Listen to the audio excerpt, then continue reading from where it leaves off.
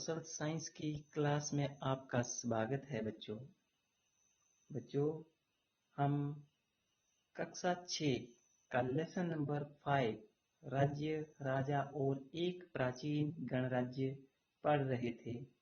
बच्चों, इसका हमने पूरा अध्ययन कर लिया है। अब हम इसका छोटा सा अवलोकन करते हुए इस लेसन को समाप्त करेंगे। तो बच्चों, इस लेसन में आपने शुरू में देखा कि किस तरह से जो है वो राजाओं का पहले जो है वो चुनाव किया जाता था, यानी कि राजा जो थे वो पहले किस तरह से बनते थे। धीरे धीरे जब वो शक्तिशाली होते गए तो फिर ये वंशागत होते गए। मगर प्राचीन काल में भी कुछ ऐसे गणराज्य थे जो कि लोगों के द्वारा ही चुने जाते थे, यानी कि लोगों की सभा के द्वारा उनका चुनाव किया जाता था। हालांकि उसमें बहुत कम यानी कि बुद्धिमान जो लोग थे, पुरुष थे, खास तौर से उन्हीं को ही ये कार्य सौंपा हुआ था। स्त्रियों, दासों, गरीब आदमियों को इसमें अभी हिस्सेदारी नहीं थी। मगर काफी हद तक जो थे वो लोकतांत्रिक व्यवस्था जो थी वो अपनाई हुई थी इन्होंने। जबकि बाद में धीरे धीरे राजा जब शक्तिशाली होते गए तो उन्होंने इन गणराज्यों को हड़प कर लिया और उनकी जगह जो है वो राजतंत्र स्थापित कर दिए। राजतंत्र और लोकतंत्र के बारे में बच्चों आपने अपने दूसरी पुस्तक सामाजिक एवं राजनीतिक जीवन में भी आपने इसके बारे में जाना है। राजतंत्र का मतलब राजाओं का शासन, जो कि एक राजा के मरने के बाद उसके पुत्र को मिल जाता था। जबकि लोकतंत्र में ऐसा नहीं होता है।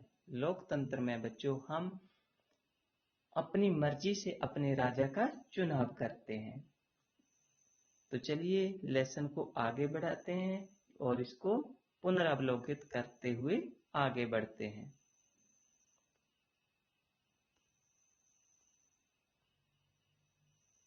तो बच्चों, इस लेसन में आपने शुरू में देखा कि शंकरन जो है वो बहुत उत्सुक था ये जानने के लिए कि उसके नाना नानी वोट डालने के लिए इतने व्याकुल क्यों हैं।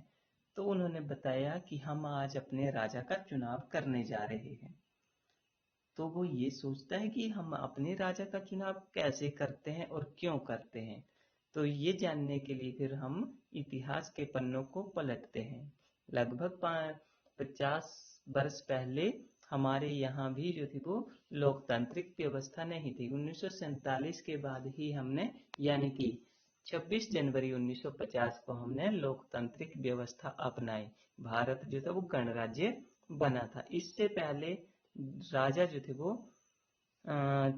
ऐसे ही राज परिवार से चुन लिए जाते थे। कुछ शक्तिशाली लोग जो थे वो उन्हीं में से एक जो था वो राजा बन जाता था।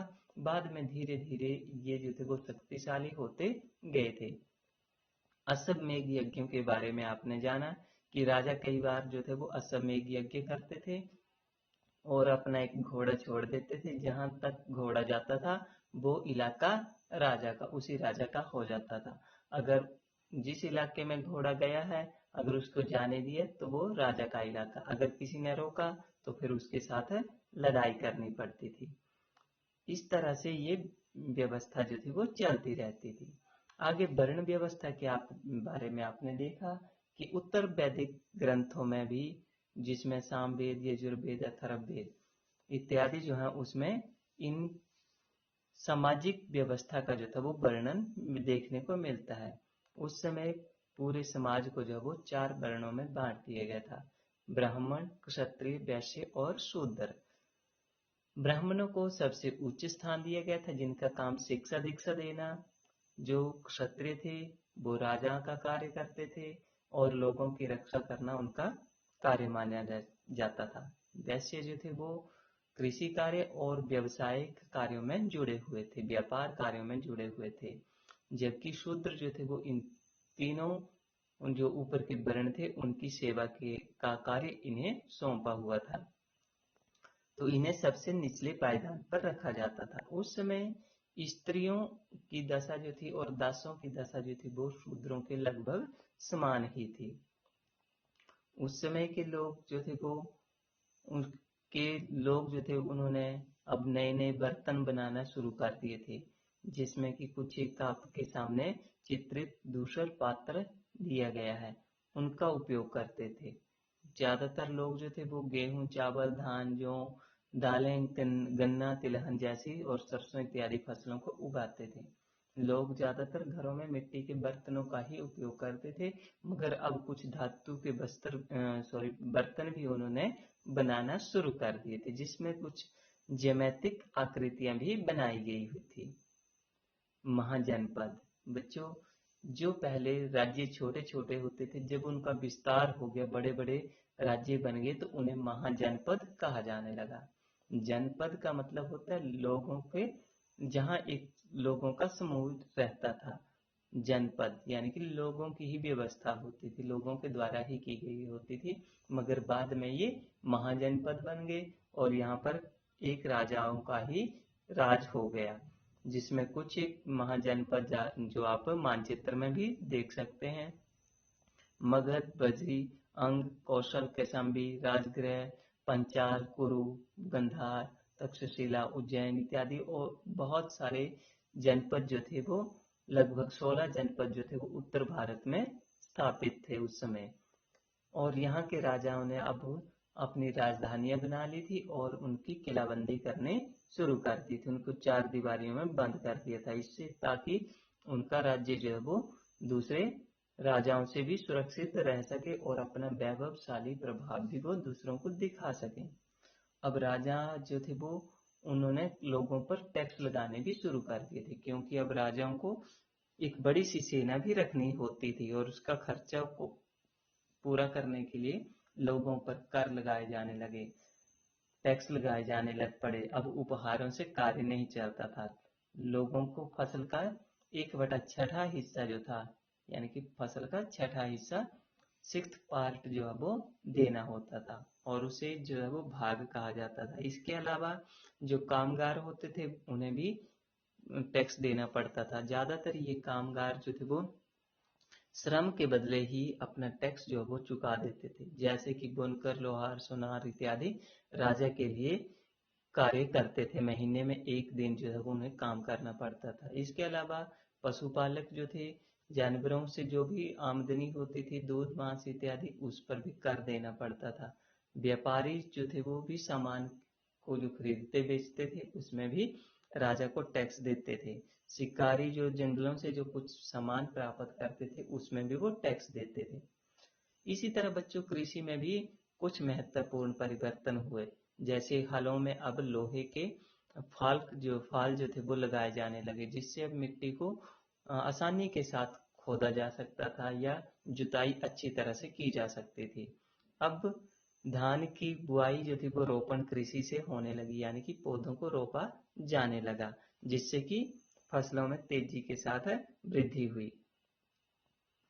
मगध के बारे में आपने देखा बच्चों, मगध जो था वो 2 नदियों के किनारे गंगा और सोन नदी के मध्य में बसा हुआ था और इसका फायदा ये था कि पानी से या जल यातायात या और पानी जो खेतों के लिए, सिंचाई के लिए और पीने के लिए भरपूर मात्रा में मिल जाता था, जिससे अब फसलें भी अच्छी होने लगी। साथ में जंगल से उन्हें लकड़ी और हाथी इत्यादि जो कि सेना में बहुत काम आते थे उनका उपयोग होने लगा। उस समय मगध के 2 बहुत शक्तिशाली राजा हुए, अजातशत्रु और बिंबिसार। उन्होंने पाटलिपुत्र, पहले तो राजगृह को अपनी राजधानी बनाया जो कि राजगीर के नाम से आज जानी जाती है, बाद में इसे पाटलिपुत्र यानी कि पटना जिसे आप कहते हैं आजकल, वहां पर उन्होंने अपनी राजधानी स्थापित कर ली थी। मैसेडोनिया का जो शासक सिकंदर था वो भी मगध के इस विस्तार को और वैभव को देखकर जो था वो वापस हो गया था।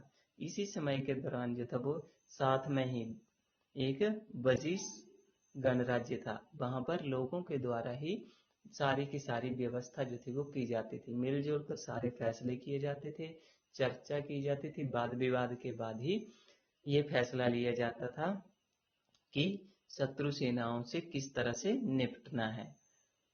हालांकि इसमें जो है वो स्त्रियों और दासियों तथा कामगारों को सभा में हिस्सा लेने की इजाजत नहीं थी। तो बच्चों इस तरह से हमने देखा कि एक बड़ा सा विशाल साम्राज्य जो थे वो उत्तर भारत में स्थापित होने लग पड़े थे। कई शक्तिशाली राजा इन संघों को अब जीतना चाहते थे और इसके बावजूद भी उनका राज्य जो था वो अब लगभग 150 सालों तक चलता रहा। और बाद में इन्होंने इन संघों को जो था वो गुप्त शासकों ने जो था वो इन संघों और गणों पर विजय हासिल कर ली और वो अपने राज्य में मिला लिया था। तो बच्चों ये था एक छोटा सा अवलोकन पूरे लेसन का जिसे कि आपने देखा। आशा है कि आपको ये लेसन अच्छी तरह से समझ आ गया होगा और दिए गए कार्यपत्र को आप अवश्य पूरा करेंगे और अपने अध्यापकों की सहायता से आप कार्यपत्र के साथ साथ अभ्यास प्रश्नों पर भी विचार करेंगे और उनको भी पूरा करके अपने अध्यापकों को दिखाएंगे। तब तक अपना कोविड से ख्याल रखिएगा। धन्यवाद।